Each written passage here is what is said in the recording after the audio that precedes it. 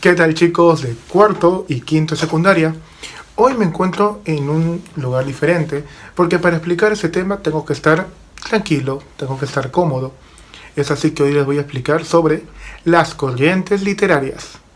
En la separata que ustedes manejan, que es la que tengo aquí en mis manos, voy a explicarles detalle a detalle cada periodo y conforme vamos a ir hablándolo, se va a proyectar las imágenes como tenemos de costumbre. Así que, ¿están listos?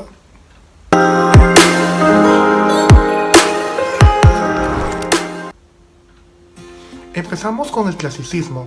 El clasicismo, chicos, se da en el siglo XII a.C. hasta el siglo III después de Jesús.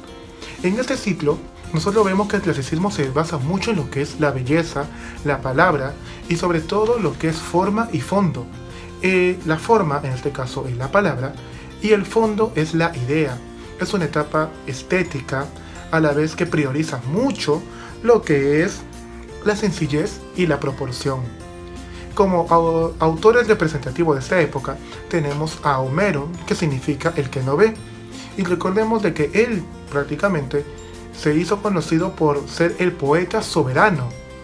Bueno, fue un apelativo que Dante Alighieri le salió otorgando. Para saber más de esta época, estoy poniendo el link sobre el clasicismo. Siguiente etapa. Se contradice ya al clasicismo. Tenemos con ustedes la época del medievalismo, que corre desde el siglo V hasta el siglo XV. El medievalismo se basa por ser una época teocentrista, es decir, Dios es el centro de todo. En esta época surge en Italia. Si bien surge en Italia, chicos, la obra más representativa en la corriente europea tenemos Divina Comedia, escrita de Dante Alighieri, que se basa en lo que es Dante en búsqueda de su amada Beatriz a través del infierno, purgatorio y paraíso. En España se da con lo que es la época de formación con el Mio Cid, que es un poema anónimo, épico, porque el Mio Cid es un héroe, que parte de la trama era que tanto fue él envidiado por los demás caballeros que habían dicho al rey que prácticamente el Cid no era del todo leal. Y recordemos que en esta época la palabra del hombre tiene mucho peso. Es decir, un hombre era difícil que mintiera, no como en la actualidad. Y aquel tiempo, el hombre, digamos, su palabra era de buen valor, por llamarlo así.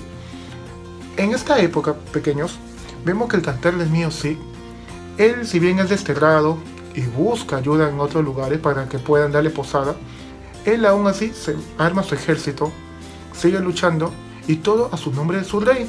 Entonces el rey se sorprende porque dice, bueno, este hombre yo lo boté de mi reino y aún así me sigue rindiendo tributo, y se da cuenta de que era una difamación lo que habían dicho los anteriores caballeros y el Mio Cid retorna.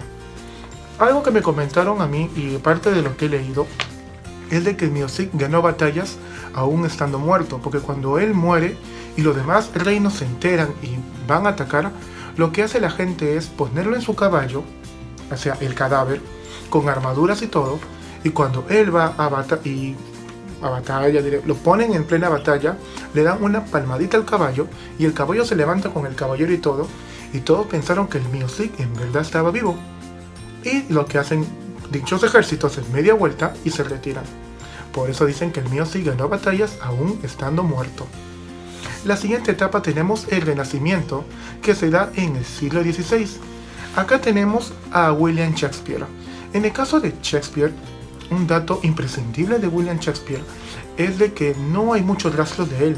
Se encontró solamente una firma y sus obras no son propias, sino son adaptaciones teatrales de historias que él ya iba conociendo. En la separata, por ejemplo, en esta época, hablamos del retorno arte grecolatino al arte clásico, porque maneja antropocentrismo. ¿Qué es el antropocentrismo?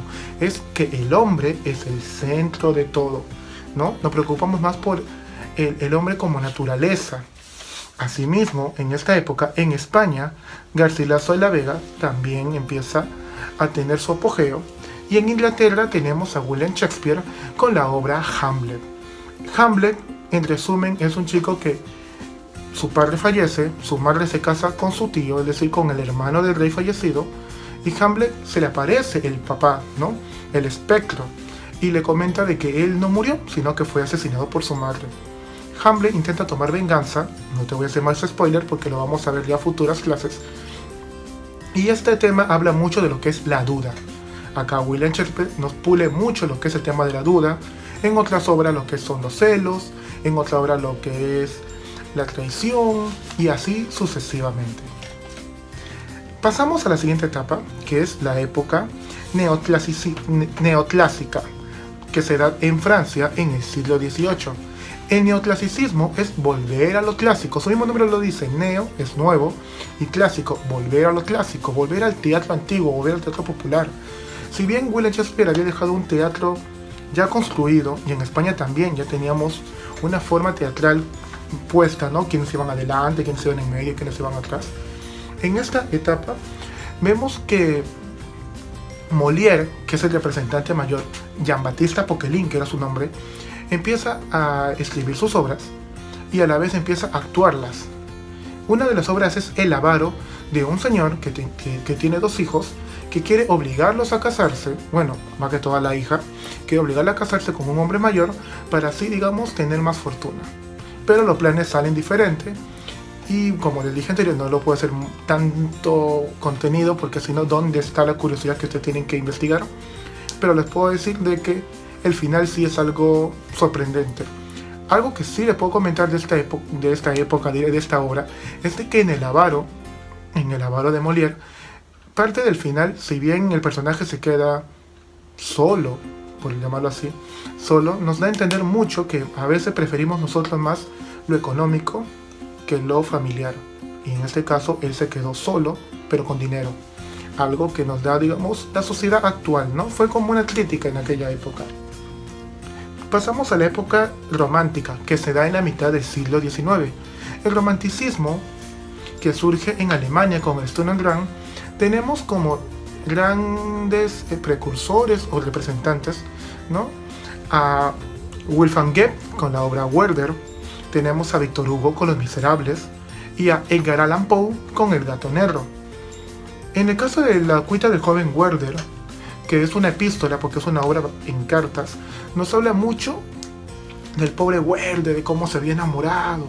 Esta época predomina mucho más la pasión, es decir, los sentimientos, que la razón, ¿no? Y bueno, parte del enamoramiento se ve acá el triángulo amoroso entre Werther, Alberto y Carlota, ¿no? Ambos que se peleaban por el amor de Carlota. Obviamente Carlota ya estaba comprometida con Alberto y Werther tenía esperanza de que ese amor, digamos, ella rechace a Alberto y que se quede con él. El final es fatídico, sí, es fatídico.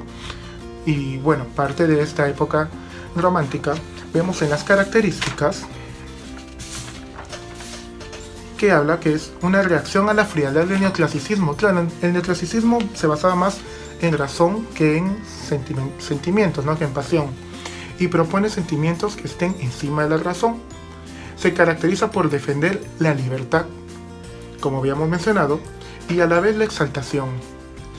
Quien se opone a esta etapa del romanticismo es el realismo.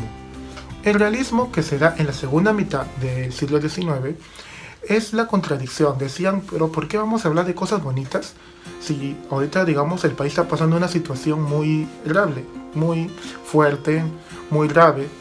Y es en serio, Francia no estaba en su mejor época, y escribir sobre cosas de amor, estética, todo, no. Empezaron a escribir para el pueblo, como el pueblo tenía que entenderlo, con jergas, tenían que escribirlo en un lenguaje que ellos puedan entenderlo, coloquial, y las obras se basaban que el hombre no era perfecto, sino que tenía defectos. ¿Cuál es la obra que más representa? Madame Bovary, en la parte del realismo, y también tenemos Crimen y Castigo, Papá Goriot, que habla de los hijos como abandonan a los padres. Mientras tanto, en España, en esta época, chicos, tenemos el costumbrismo, ¿no? Con José María Larra. El romanticismo se dio con Gustavo Adolfo Bécquer, con su poema Las famosas rimas, donde tenemos las golondrinas, ¿no? Después tenemos el realismo en España con Benito Pérez Galdós, Recordemos la obra Marianela, la chica que físicamente era fea y estaba enamorada del chico que era doctor, y cuando él recupera la vista ella huye porque prácticamente le iba a rechazar por su fealdad. Ya para poder concluir, tenemos el simbolismo, que fue como una contradicción al romanticismo y al realismo, pero a la vez tenía un poco de cada uno. En esta época, digamos, se exaltaba mucho los poemas a lo más relativo, como el color, ¿no? Simbólico, digamos la paloma blanca que representa la paz, el rojo que representa la sangre, y teníamos a los poetas malditos como Baudelaire con Las flores del mal, a Paul Verlaine con su poemario Poetas malditos, a Rimbaud con Iluminaciones y a Stefano Mallarmé con Versos y prosas. Ya para concluir tenemos la época de vanguardia, que se da en el siglo XX. La época de vanguardia es la época en la cual se trata de consolidar todo lo que se ha recorrido, y parte de esta época de vanguardia se orienta hacia un arte nuevo y libre. Es acá que tenemos la obra Metamorfosis de Franz Kafka, disculpen, en la cual habla de que cómo el hombre se preocupa más, digamos, por su aspecto laboral que por su salud. Y es lo que sucede actualmente, ¿no? La gente más se preocupa por la economía que por su salud misma. Entonces, si se percata, la literatura es un reflejo también de la sociedad actual. Y lo que hay que entender es de que tanto el pasado como nuestra actualidad todavía manejan ciertos criterios. Cuídense un montón y ya saben, quédense en casa. Hasta luego.